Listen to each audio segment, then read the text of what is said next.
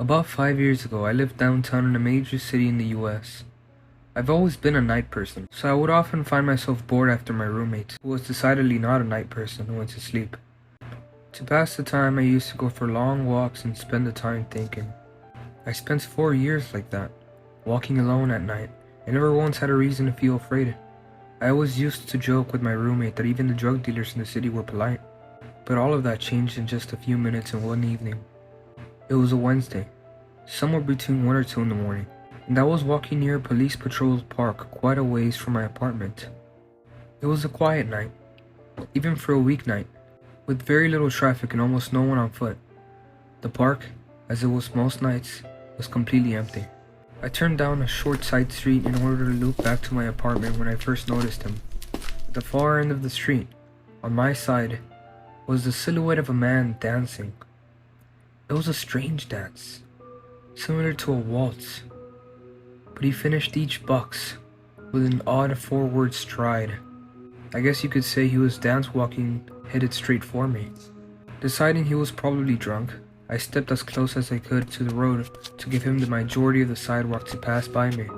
The closer he got, the more I realized how gracefully he was moving.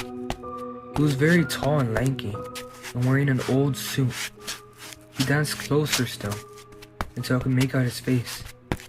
His eyes were open, wide and wild, head tilted back slightly, looking off to the sky. His mouth was formed in a painfully wide cartoon of a smile. Between the eye and the smile, he decided to cross the street before he danced any closer. I took my eyes off him to cross the empty street. As I reached to the other side, I glanced back, and then stopped dead in my tracks. He stopped dancing and started standing on one foot in the street, perfectly parallel to me. He was facing me, but still looking skyward, smile still wide on his lips. I was completely and utterly unnerved by this. I started walking again, but kept my eyes on the man. He didn't move. Still unnerved, I looked back to where he was standing to find him gone. For the briefest moments, I felt relieved, until I noticed him again. He had crossed the street. He was now slightly crouched down. I couldn't tell for sure due to the distance and the shadows, but I was certain he was facing me. I had looked away from him for no more than 10 seconds, so it was clear that he was moving fast. I was so shocked that I stood there for some time staring at him, and then he started moving toward me again. He took giant, exaggerated tiptoe steps, as if he were a cartoon character sneaking up on someone, except he was moving very, very quickly. I just stood there completely frozen at the smiling man creeping towards me.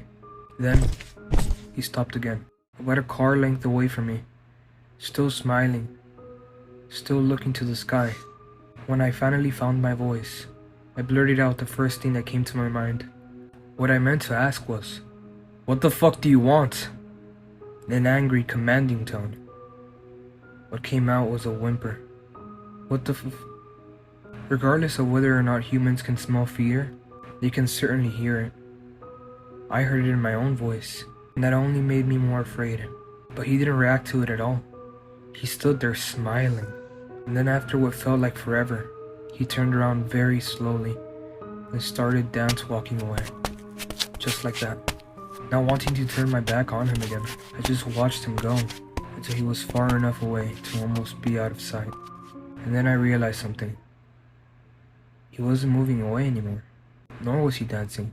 I watched in horror as the distant shape of him grew larger and larger. He was coming back my way, and this time he was running. I ran too. I ran until I was off the side of the road and back onto the better lit road with sparse traffic. Looking behind me then, he was nowhere to be found. The rest of the way home, I kept glancing over my shoulder, always expecting to see his stupid smile, but he was never there. I lived in the city for 6 months after that night, and I never went out for another walk. There was something about his face that always haunted me. He didn't look drunk. He didn't look high. He looked completely and utterly insane, and that's a very, very scary thing to say.